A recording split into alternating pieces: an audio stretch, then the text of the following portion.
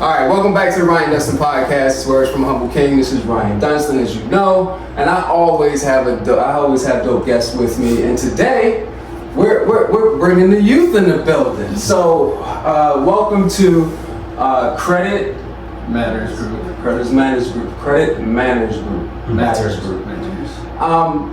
Tell me what that means. Well, Credit Matters Group, abbreviated as CMG. That's fine. No, you're fine. Basically, we're a university group who aspires to be able to educate those who have little to no credit knowledge, and so that's what the main goal is. And we aspire to utilize the name, image, and likeness of athletes as well as influencers to basically pique the interest of those who already pay attention to these people, because if they see somebody else do it that they watch and follow consistently, then they'll improve their self-efficacy to do the same thing. Yeah, that's dope. And I want to make sure everyone knows who we're talking to. If you could just take just about a minute, maybe 30 seconds to introduce yourself and to say what your role is in the group, that'd be great. All right, well, my name is Cameron Brown. I am a student athlete here at Morgan State University. My master's is in public health. Well, soon to be master's. I graduate next month. And honestly, we all are on the same playing level in terms of our group. So I wouldn't necessarily say that we each have a specific role.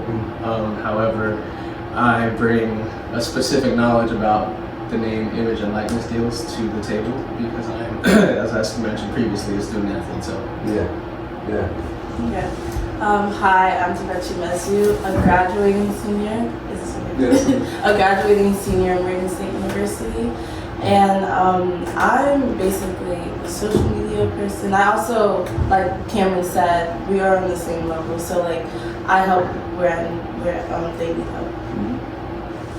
And I'm Jada Jones. I'm a junior at Morgan State, health education major.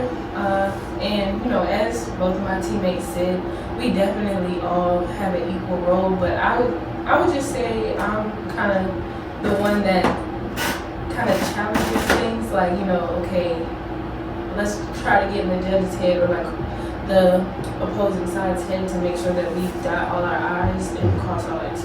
Mm-hmm. Okay. Hey world. My name is Deontay Hunter.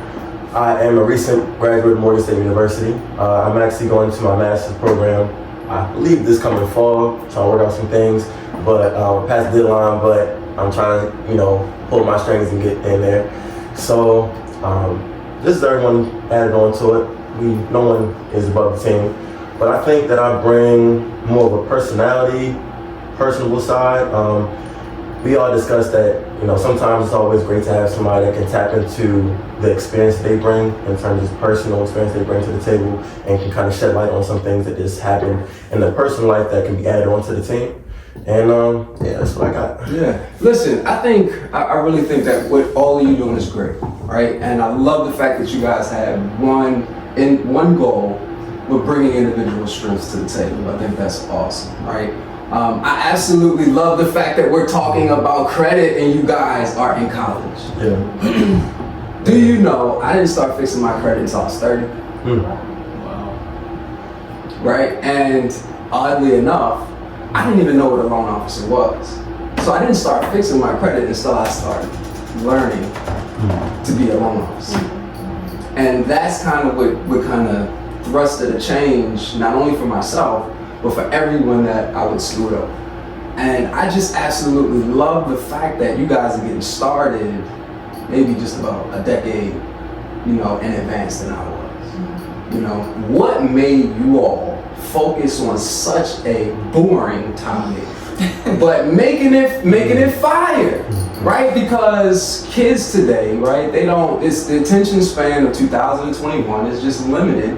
And that's not a knock on anyone. We've been trained to be distracted. If you look at CNN, there's a header, there's a picture, and then you got a side that has some updates that's there too. ESPN, same thing. Yeah. Even on Disney, there's a show going on, but now they're starting to put commercials within the show. And I'm thinking to myself, they're training us to be distracted. What got you all so hyper-focused on something that's so hard to focus on? Well, for me, I have had the luxury of having a loving sister who made sure I started learning the importance about credit, as well as a father as well, who began to teach me at a young age, around 15, about the importance of credit. And, you know, fast forward into when I got into college, you know, Deontay was in the internship program that we're all in, and they had first started teaching us about credit. And so following that, then they had the hackathon pitch competition that came about. And so then that's when we all started to brainstorm, and we came up with a pretty phenomenal idea, because it not only pertains to those that are in college, but it'll pertain to every single age demographic, because it alters the course towards their learning style. That makes a lot of sense. What do you guys think?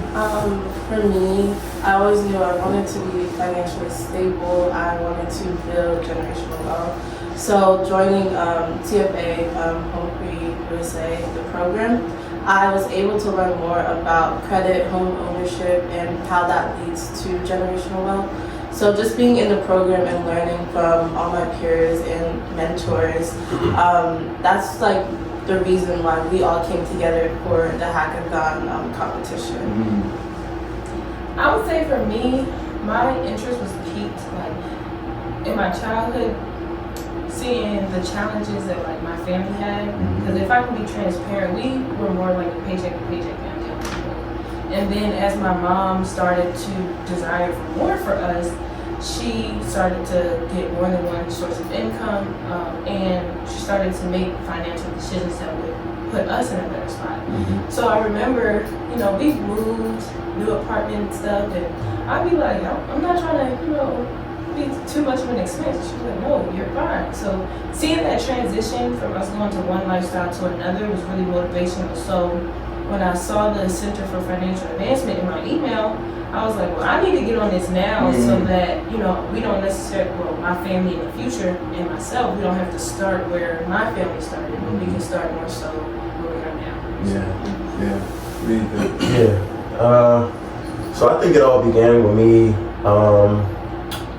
I grew up with a single mother, as well as you did, and it didn't really hit me until I actually got to college, when I actually started applying for credit cards, understanding how a lot of times credit card companies can email you, mail you things in a letter, or just make things to your home and say, hey, apply for this credit card, apply for that credit card, and you don't necessarily know where to go to.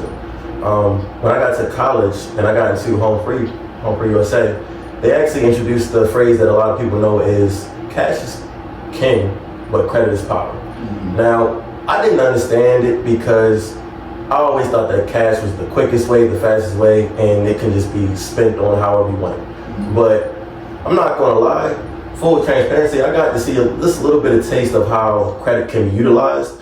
And I'm not gonna lie, one of the credit cards that is very impressive to me is the American Express credit card. And we've all had the luxury of getting into, just to see a little bit of the outside world of, you know, we took a flight and our liaison, Mr. Wayne, he said, you know, I'm gonna try to get y'all into the Delta Sky Club using my credit card.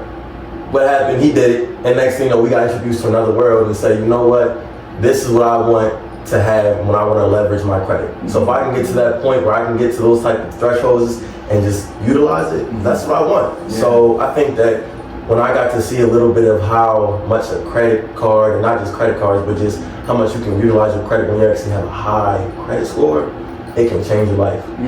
So that piqued my interest when I'm saying, you know what, yeah, cash is cool, but I want the bonuses. I want everything that comes along with the credit card and how to leverage that and make my lifestyle 10 times better just by doing things that I would only do just with the credit card.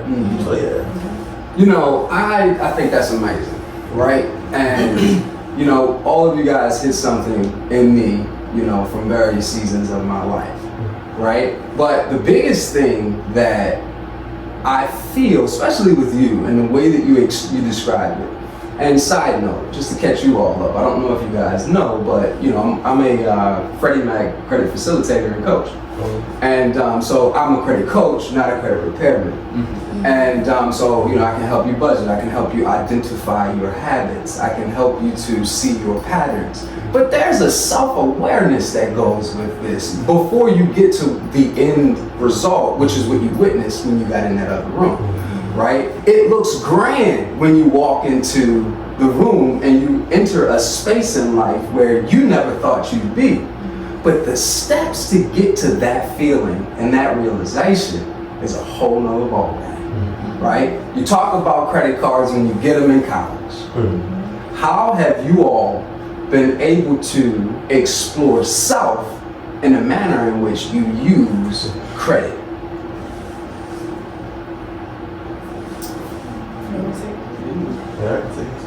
So, me personally, I got my first credit card my freshman year, and I was doing well at first. And then I saw that when I'm in my right mind, I'm fine. I can spend my money to that. But it's those moments Yes. you just had a bad test and you live around the corner from the mall, and it's like, let me go spend some money, make myself feel good.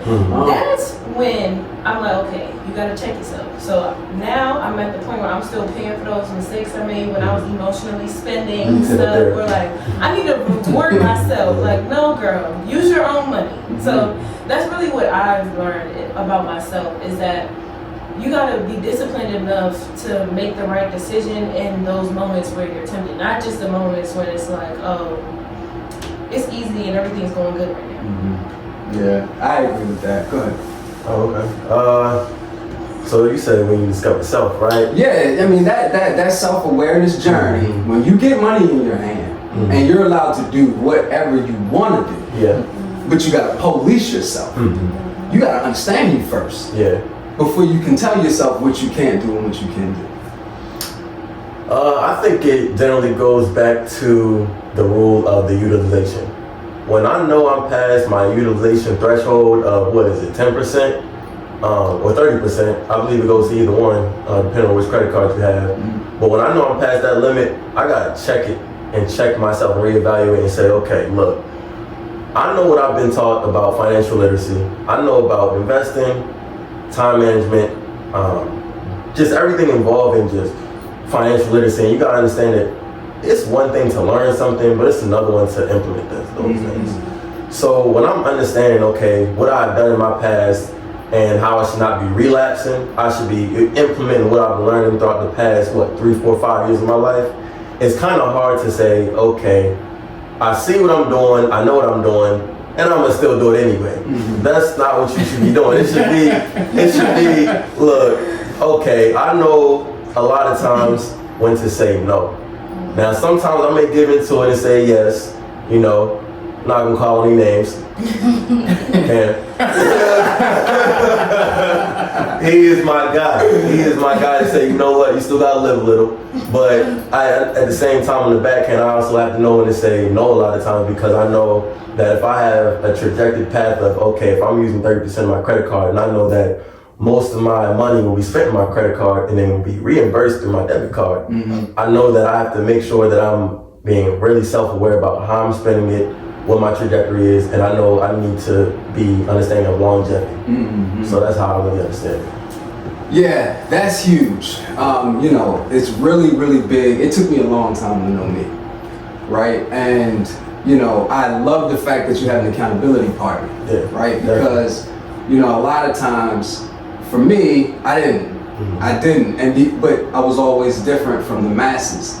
So, you know, when I was in college, I didn't realize I was gonna be who I was, but I knew I just couldn't do what everybody else was doing. But it didn't mean that I didn't have patterns and habits that I didn't necessarily understand, right? Like I said, I told you guys just a little while ago, I'm a thriving ADHDer, right?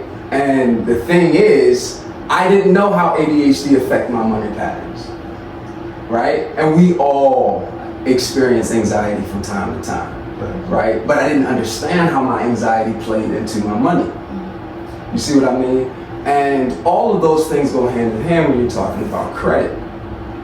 I want to know how you guys plan to manage the tension between identifying mental awareness, because mental health is a taboo discussion in finances. Yes, it is. People do not want to talk about what actually has an impact in your money, because it's a fear-based conversation that judgment is involved, vulnerability is involved. There's all sorts of thoughts and assumptions that could be presumed when you start having this conversation, right? Now, how do you all toe the line? Because it's one thing to teach someone how to use their credit, but once you, like you said, implement the knowledge without understanding who you really are, it cancels out everything you did, right? So how do you guys plan to or have already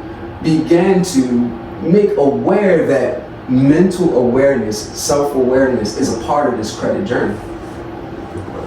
I would say the best way to get that message across is just by explaining our, previous mistakes, and then once we learn from it, showing them like, look, it wasn't until I was honest with myself and I said, these are the mistakes that I have a tendency to make.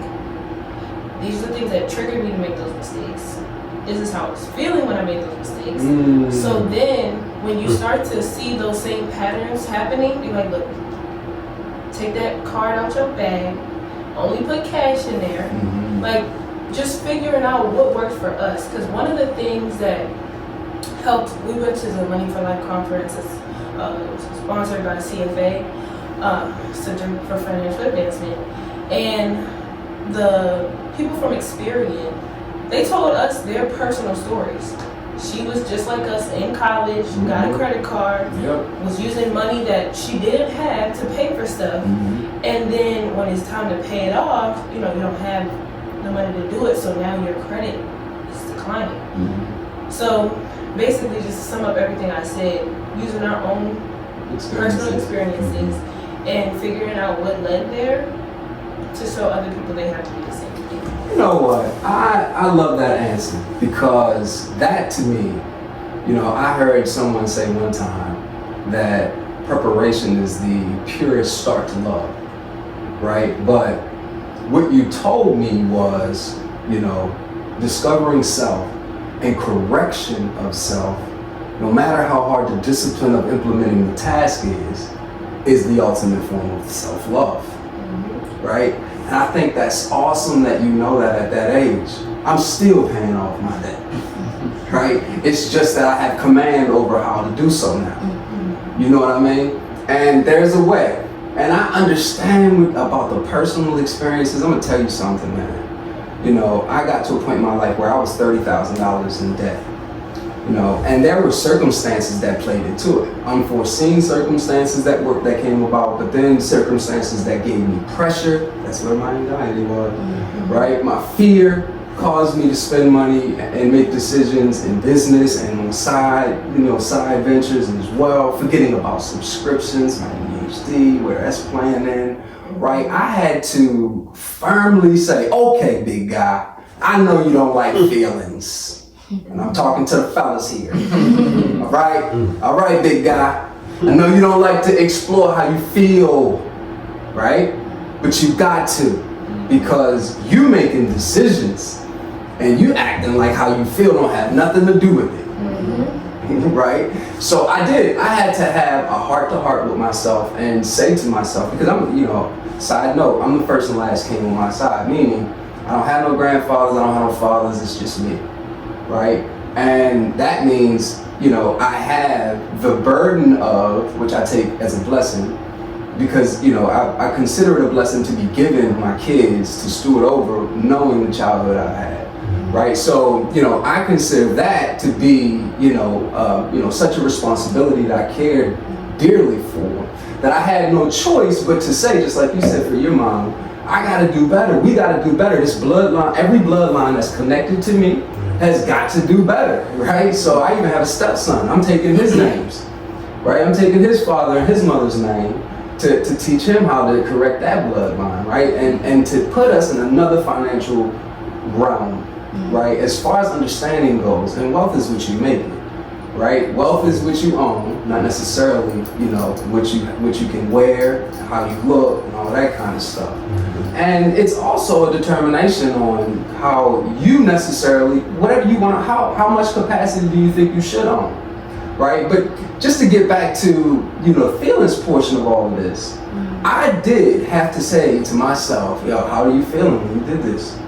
How do you really, really feel? You know, that's one thing to ask yourself, how you feeling, bro, to get through that first layer, right? But then you gotta really, really dig in. After the dust has cleared, sit down with yourself with a budget sheet and with a wants and priorities list and really carve that thing out. How do you guys check your feelings or evaluate your feelings? Now this is gonna be groundbreaking because I have yet to talk to younger males about this topic, right? And given the fact that money is involved, we all know if men are gonna be leaders, we absolutely need to know how to control our finances because it's a tool to our leadership. Right. And it helps us to provide a lifestyle that we are or consider our family and ourselves to be comfortable with. How do you guys check feelings? I know it's not a credit question, Yeah. right? But hang with me on this one because I know y'all be mad sometimes, and I know you get sad sometimes. I know you get fearful in moments. I know you get overwhelmed. I know you get stressed out. How do you guys check those emotions? Well, being a student athlete, you have to have some source of emotional intelligence because they push you day in and day out, and because of that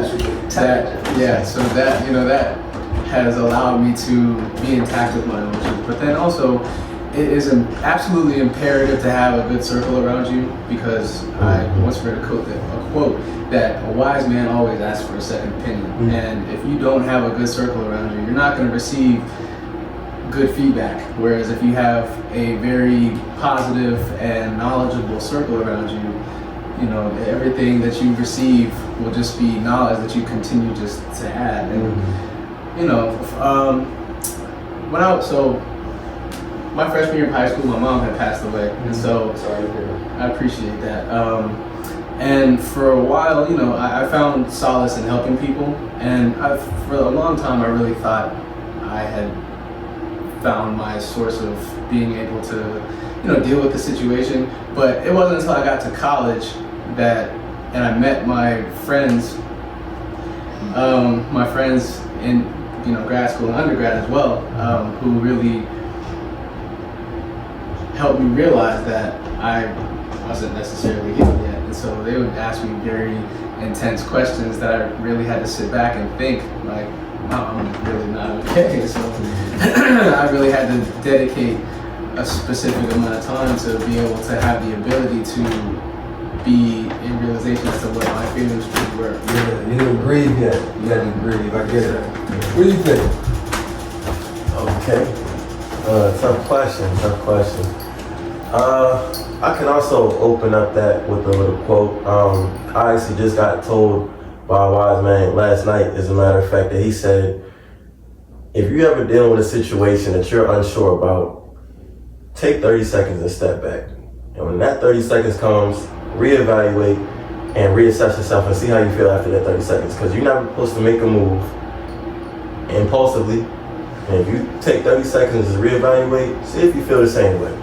So that's one thing that I actually took to heart and I didn't take, lightly. And honestly, it really took to me just because I know that a lot of times when a lot of people, men severely, they make a lot of impulsive decisions based on a lot of things that they may think is very serious at that time and may apply to them at that time. But at the same time, you have to think about, imagine that person would have took 30 seconds to reevaluate. I had a serious conversation with him because he told me about a lot of men around his circle that either was, incarcerated, killed, or just put in a bad predicament only because they didn't self-evaluate and take the 30 seconds to just think about what their actions may lead to in the future. Yeah. So when I'm thinking about my life and I have to understand what I'm doing on a day-to-day basis, I have to think about, okay, I'm doing everything and I'm living my life a quarter mile at a time because being young, days are flying past. You look up one day and it's a whole nother week. So,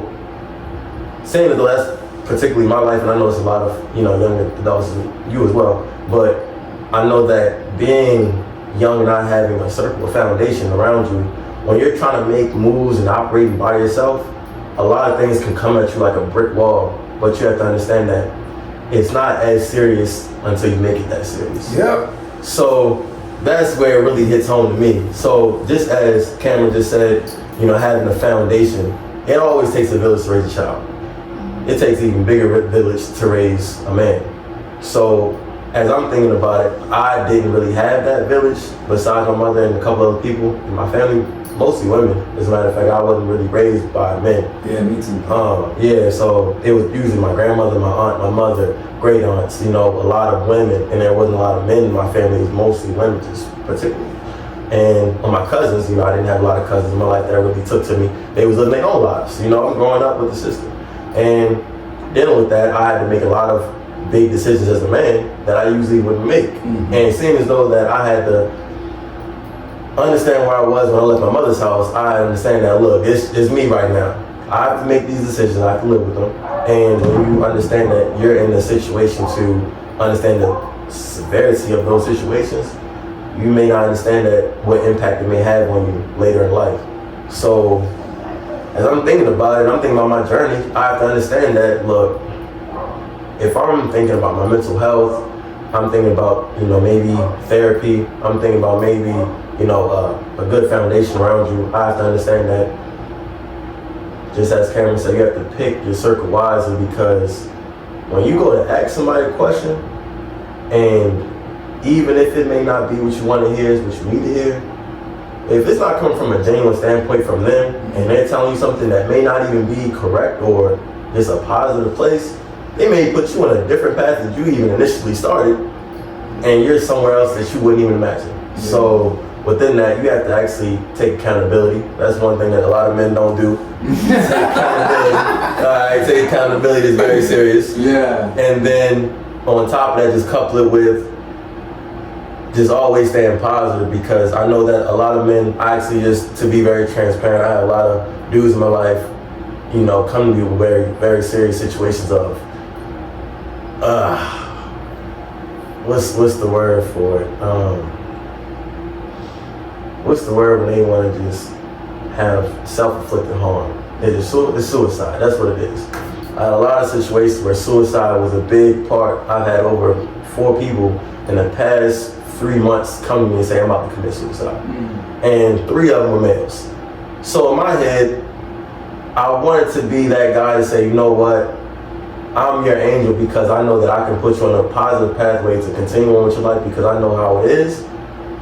But I can't genuinely get in someone's head and tell them what to do. So what I have to do, just as I have other people in my circle leading by example, I have to understand that even though someone may not tell you that, you're actually their idol, or you're actually someone they look up to. So you actually have to understand that this is actually a really real situation, and you have to understand that a lot of men don't congregate and talk about these things because they feel like they're all alone. They feel like they're making big decisions on their own. They feel like the world's crashing down and nobody's going to help besides them because they're a man in this world. It's really real, because we don't talk, we don't communicate. We talk about the fun things, we talk about money, we talk about things that could potentially help us out in the future, but we're not talking about the present. Right, yeah. Please. It's a lot. I know you directed this to the men, but I just wanted to chime in a little bit, because one of the reasons why I want to go into the field I want to go into, which is sports psychology, is because of exactly what you talked about. He said that 3 men within, you said 4 months, came to him wanting to commit suicide. And I really feel like if we paid more attention to men and their mental health, their inability sometimes to improve their emotional intelligence, like Ken was talking about, we would see that a lot of the things that, us women might be mad at men for, it's really just because nobody asked them if they was okay. Nobody went to say, how was your day? We always expect them to be the ones that say, oh, did you eat? I'm gonna buy you some food. But man, did you check on him though? So that's really where a lot of our problems will be fixed if we just give out that same energy that we want. And I feel like a lot of our issues aren't necessarily male or female issues, they're society issues because of the pressure that society puts on a certain gender. If we were to understand that there's masculine and feminine energy within everybody, that we all, each individually and as a community, have to cater to, then we would be in a much farther place when it comes to everybody's mental health. Yeah. So, yeah, I'm glad that you asked that question because it's a good thing to talk about on platforms where people might not have been expecting it to come up, but now you've caught their attention and they might take that in and start to move differently because of it. Yeah. You know, I'm huge on this because, you know, I come from a family where in Baltimore, things were just rough, right? We survived during the bulk of our lives, and because of that, certain mindsets, you know, developed, you know, and, you know, I think that it's for men specifically, I think one of the biggest things we struggle with, because like you said, we can't always see our blind spots, right? So having someone to bounce something off of, it is critical. Although isolation is needed to find you, I do believe that you do need someone to reveal to you your blind spots, because you don't know what you don't know, right? And if the patterns that we have based off of the societal issues that we are in now presently, but then also what we've come out of as well, do serve as a cesspool of, you know, actions and patterns that we do in our present. And I think that it has an impact on what we do in our present. And I think that if we can't evaluate how we're doing, you know, self-wise, if we're not aware of what we deal with, what we struggle with, how what we've experienced had an impact on how I use my Experian credit score, right? We can improve. There's no way we can improve. There's absolutely no way. You have to know why there's a burning desire to go to the mall and spend to make sure you feel better. There is so many more answers to that one action, right? So you can't necessarily correct the action without going to the root and pulling up the root. You know, I always say to people, you know, problems and experiences, they don't die. Right? They live in the heart. They're buried there. And when you know anything that gets buried grows roots. And there's so many rooted issues that we all deal with. It's virtually impossible. You could not give me, you know, it's a fact that I've lived through. They gave me $10,000 in college, man. What? What? And that's back then where we had the jerseys, right? The Air Force Ones with the flat, still off mid too. They clowned out now, but the mid joints, right? I'm telling you, boy. And then they were still capris. I still wore back then. I know. Don't judge me, all right? Don't judge me. But I'm telling you right now, I didn't wear a size 40, but I had some 40 capris. Wow, I was fire, lit up. You hear me? I'm telling you, but there were so many insecurities in that though. But you couldn't tell me that then. That's the reason why I feel like what you guys are doing right now is on the verge. This is groundbreaking. This is absolutely groundbreaking because there's still colleges not teaching about money. There's still school curriculums not geared towards teaching you how to use your money. High schools and middle schools. Exactly, right? And there is no one telling you how to work the mind and understand money. You understand what I mean? So that's the reason why I feel like what you guys are doing is so huge. How did you all find one another? Well, I met Deontay first. He was my first friend on campus because when I first got to Morgan in spring of 2018, I had taken a preferred walk-on opportunity for the football team, and I had enrolled late. So those first couple of weeks, I didn't have housing, so I was having to drive to and from Virginia every day for 3 weeks. My God. I was dedicated. This year? 2018. Gas was still high, big. Yeah. And you know, I didn't want to fall behind in my classes, and you know, at the time, you know, football was everything to me. So, and so one of my classes was a Math 113 class, which I met Deontay, and you know, we just started talking, and you know, next thing you know, we hanging out every day because you know he was my only friend on campus for a while, and then so you know, the friendship just kept building from there, and now he's my brother. So. And then I've had the luxury of meeting Jada and Tabechi through athletics because they have also worked with the team as well. And you know, I've seen them day in and day out because we practice every day, so they're at practice every day as well. And you know, we've had the ability to grow a strong bond. So, So how did you all, you know, come together and build this group to do what you guys are trying to do? So, Tabechi and I had more so the idea with the learning styles concept, and then they had the marketing strategy, and we felt that putting the two together would really create a program that's going to touch all the problems that we found, you know, with experience hackathon. Now, it's branched beyond that because now we're not just, you know, trying to appeal to them, but we're really trying to bring this to our peers.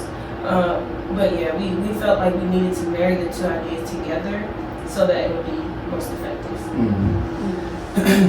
And to add to that, a lot of challenges that students face in the classroom is you'll constantly hear them say that they're not able to retain the information because of the way the professor is teaching the course, and they'll ask the professor if they can provide the information in a different mode of delivery, and the professor will always say no because there are 20 to 100 other students that they have to cater to. So this program caters to those who have the issue of learning in different learning styles.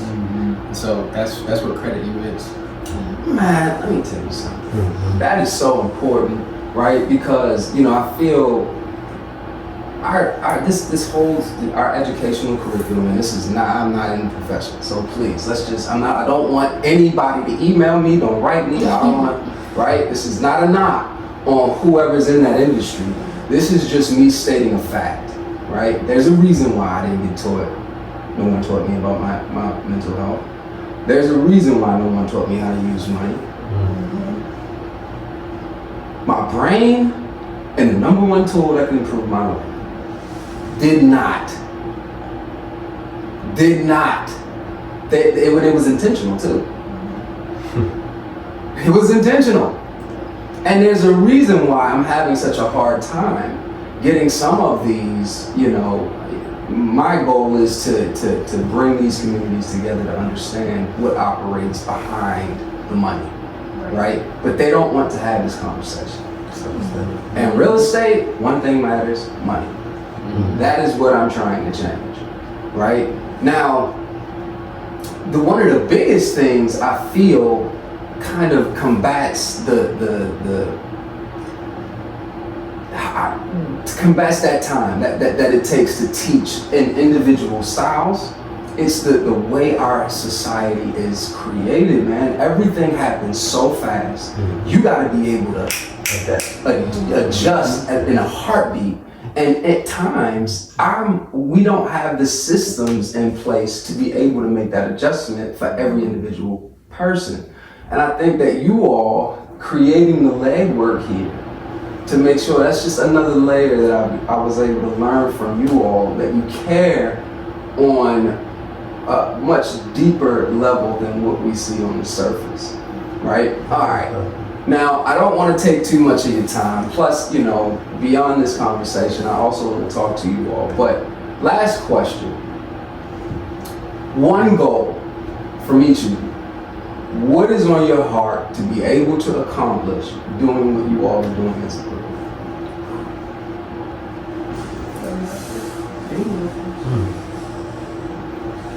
The biggest thing for me that I hope to come with this is for us to be able to bring that financial conversation into rooms where it never was before, and you know, in an earlier stage of life. Like when I was talking to my friends just about where I'm about to go, they'll be like, "You want to send me that? Because I don't have a credit score. Like I don't know anything about credit." So just those little interactions have already, started this conversation. So I want to keep that going. I can go. So one thing I hope to come out of all this is just changing the conversation around money. I think when we talk about credit, people are scared. Definitely, me growing up, I was scared of credit because my parents would say, no, don't get a credit card. Like, you don't need to know about that. They were talking about money in the house as well, and it wasn't ever a good thing. So I said, let me just stay far away from that so I don't get into any trouble. But now, learning about credit and financial literacy, I think it's very important that we talk about it in our community so that we are learning from our parents' mistakes and doing what we need to do to be set up in life and level the playing field for our other counterparts. That's crazy. We just did a live. We just did a Instagram live on money stories. Right? What's your money story? Right? What is your relationship with money? Is it a positive one? Is it a negative one? Right? And how do you define it? And that, to me, that's huge because most people don't know they have a negative tone with money and just their thought process. But who's next? As I had previously mentioned, I enjoy helping people. That's why I'm pursuing a degree in public health. But I was having a conversation with somebody who's a sophomore. It was a couple weeks ago, and I was telling her about why we were going to California to pitch Credit U, and I broke it down to her as to what Credit U was, and she was like, "Oh yeah, I've heard of credit," and kind of pained my heart to hear that because it was like, I've heard of credit? That's all you heard? And as people of color, we already start off with the odds against us, and so by this program being implemented, we can change the narrative and allow people to start off with a step ahead following the completion of their degree.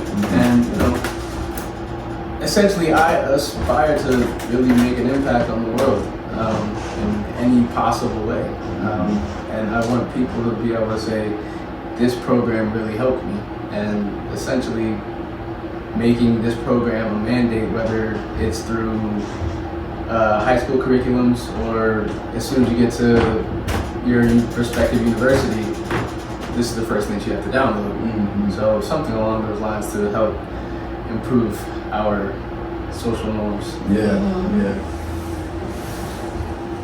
Thank you. I think one goal that I can tie into is changing the societal norm of understanding, if you don't already, given the fact that you know something or somewhat about credit, understanding, okay, I know what it is, but where do I start? And starting is sometimes the hardest part for people because in social media, they can tell you a lot of things and you can get into a lot of different industries based off of you looking at a video or just saying something you want to get interested in, but you don't know where to start. A lot of people say, I make money here, I do this, I do that, but they don't ever tell you, okay, you can start by doing this or you can start by doing that. And if they do tell you where to start, they don't give you no link. This program gives you a direct link to say, you know what, if you want to start here with credit, here's a survey that you can take, get all your information going on, and then it will let us know that if your credit invisible or if you actually have started building your credit, know how to understand it and understand it to your pace. And then not only that, know how to leverage it by understanding, okay, at the end of it, we're going to give you some recommendations at the end of this course. So understanding the whole thing entirety, I think that changing that societal norm of not knowing where to start, this will fulfill that need. Yeah, I agree with that. There's 1,000,001 people that's going to want to get involved. How can they tap in?